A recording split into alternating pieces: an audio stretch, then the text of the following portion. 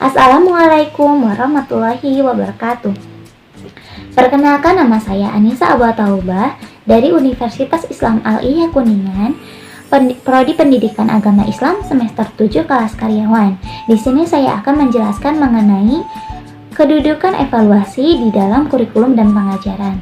Tanpa panjang lebar, ayo kita simak videonya. Di era modern ini, kurikulum diharuskan meliputi segala aspek di kehidupan dan sektor masyarakat. Sehingga ini menjadi tanggung jawab sekolah agar mengembangkan peserta didiknya menjadi pribadi yang dapat memperbaiki kehidupan masyarakat. Hal ini dikarenakan kegiatan-kegiatan yang dilakukan dalam rangka kurikulum sekolah diarahkan untuk mencapai tujuan pendidikan.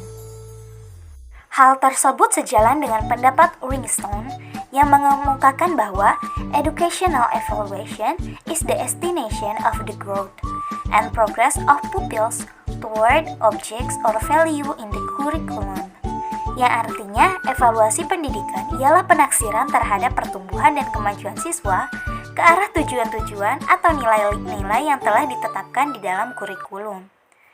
Sementara secara umum, evaluasi dapat disimpulkan sebagai suatu proses yang disengaja direncanakan untuk memperoleh informasi atau data yang sesuai dan mendukung tujuan evaluasi yang direncanakan.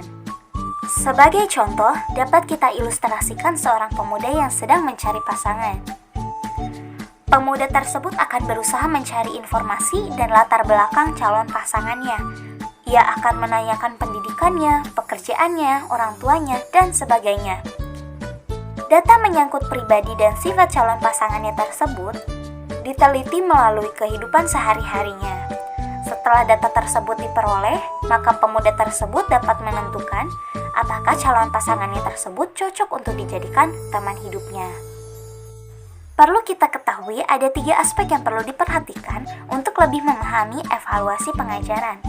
Yang pertama, kegiatan evaluasi merupakan proses yang sistematis dan berkesinambungan. Yang kedua, di dalam kegiatan evaluasi diperlukan berbagai informasi atau data yang menyangkut objek yang sedang dievaluasi. Dan yang ketiga, setiap kegiatan evaluasi tidak dapat dilepaskan dari tujuan-tujuan pengajaran yang hendak dicapai. Melalui materi yang tadi telah disampaikan, dapat kita ketahui pentingnya peranan evaluasi dalam proses belajar mengajar. Fungsi evaluasi dalam pendidikan tidak dapat dilepaskan dari tujuan evaluasi itu sendiri. Secara lebih rinci, fungsi evaluasi dalam pendidikan dan pengajaran dapat dirumuskan menjadi 4 fungsi. Yang pertama, untuk mengetahui kemajuan dan perkembangan serta keberhasilan siswa setelah mengalami atau melakukan kegiatan belajar dalam jangka waktu tertentu. Yang kedua, untuk mengetahui tingkat keberhasilan program pengajaran. Yang ketiga, untuk keperluan bimbingan konseling atau BK. Yang keempat, untuk keperluan pengembangan dan perbaikan kurikulum sekolah yang bersangkutan. Meskipun pada umumnya di Indonesia kurikulum sekolah disusun secara nasional dan berlaku untuk semua sekolah yang sejenis dan setingkat, guru-guru tetap dapat ikut serta menyusun kurikulum atau duduk dalam panitia penyusunan kurikulum atau setidak-tidaknya memberikan saran dan pendapatnya. Peran sekolah dan guru adalah menyediakan dan memberikan fasilitas untuk memudahkan dan melancarkan cara belajar siswa. Guru harus dapat membangkitkan kegiatan-kegiatan yang membantu siswa meningkatkan cara dan hasil belajarnya. Dikarenakan itu, guru harus melakukan evaluasi. Karena jika melakukan evaluasi dengan baik dan benar, guru dapat meningkatkan mutu dan hasil belajar. Karena kegiatan evaluasi itu membantu guru untuk memperbaiki cara mengajar dan membantu siswa dalam meningkatkan cara belajarnya. Namun sebaliknya, apabila evaluasi dilakukan secara tidak benar, hal ini dapat mematikan semangat belajar siswa. Maka, hubungan pengajaran dan evaluasi dapat dijabarkan sebagai berikut. Yang ke-1, pengajaran itu efektif jika mengarah kepada perubahan yang diinginkan di dalam diri siswa. Sementara evaluasi itu efektif jika membuktikan sampai di mana perubahan itu terjadi di dalam diri siswa. Yang kedua, pola tingkah laku baru akan dipelajari siswa dengan baik jika ketidakcocokan perilaku yang sekarang dimengerti dan dibermaknaan perilaku yang baru menjadi jelas karenanya. Sementara evaluasi sangat berguna atau kondusif bagi belajar jika ia mendorong dan membangkitkan siswa untuk mengevaluasi diri atau self-evaluation. Yang ketiga, pola-pola tingkah laku baru dapat lebih dikembangkan secara efektif oleh guru-guru yang mengetahui pola-pola tingkah laku yang ada pada individu siswa dan alasan-alasannya. Sementara evaluasi itu berguna atau kondusif bagi pengajaran yang baik jika ia mengemukakan tipe-tipe pokok dari tingkah laku yang tidak sesuai dan sebab-sebab yang mendukungnya.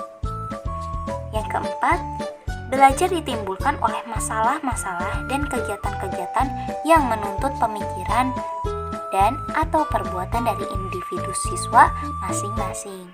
Sementara evaluasi sangat bermakna di dalam belajar jika ia memungkinkan dan mendorong latihan atas inisiatif individu. Dan yang terakhir, yang kelima, kegiatan-kegiatan yang memberi dasar bagi pengajar dan belajar tingkah laku tertentu juga kegiatan yang sangat cocok bagi pembangkitan dan penilaian terhadap kecocokan tingkah laku tersebut. Sementara kegiatan-kegiatan dan latihan-latihan yang dikembangkan untuk tujuan pengevaluasian tingkah laku tertentu juga berguna bagi mengajar dan belajar tingkah laku tersebut. Dari uraian tersebut dapat kita uraikan kembali apa saja objek evaluasi pendidikan. Di sini kita dapat mengelompokkan menjadi dua kelompok. Yang pertama, objek evaluasi menurut aspek dari kepribadian siswa. Dan yang kedua adalah berdasarkan mata pelajaran di sekolah. Nah, menurut aspek dari kepribadian siswa menyangkut hal-hal seperti berikut. Yang pertama, aspek-aspek tentang berpikir. Yang kedua, perasaan sosialnya. Ketiga, keyakinan sosial dan kewargaan negara. Keempat, apresiasi seni dan budaya. Kelima, minat bakat dan hobi. Keenam, perkembangan sosial dan personal. Sementara objek evaluasi pada mata pelajaran di sekolah meliputi hal-hal berikut. Yang pertama, kesehatan dan perkembangan fisik. Yang kedua, perkembangan emosional dan sosial. Yang ketiga, tingkah laku etis, standar personal, dan nilai-nilai sosial. Yang keempat, kemampuan atau kecakapan untuk menjalankan kepemimpinan. Yang kelima, menjadi warga negara yang berguna di rumah, sekolah, dan masyarakat di masa sekarang dan di masa mendatang. Yang keenam, pengetahuan tentang IPA seperti tanaman, hewan, ilmu alam, teknologi, dan sebagainya. Yang ketujuh, perkembangan estetika.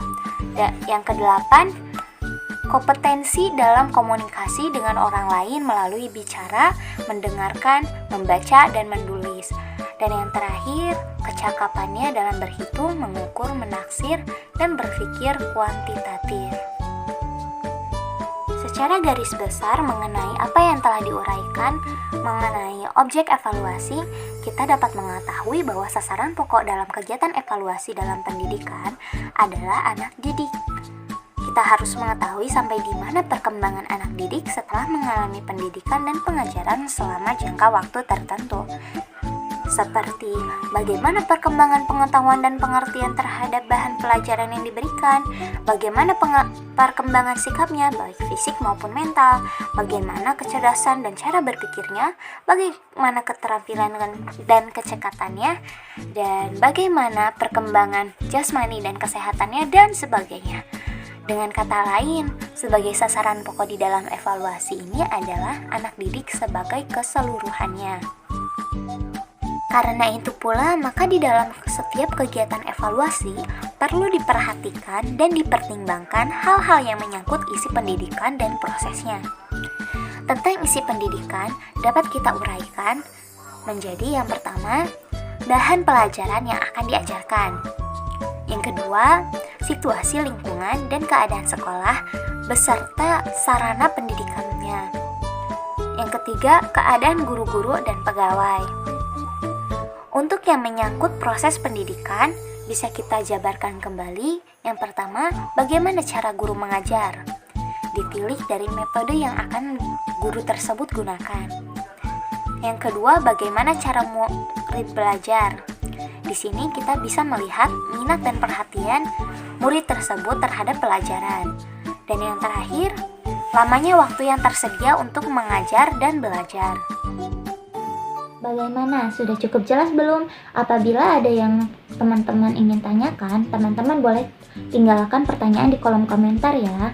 Terima kasih setelah menonton videonya. Sekian yang dapat saya sampaikan. Wabillahi taufiq wal hidayah. Wassalamualaikum warahmatullahi wabarakatuh.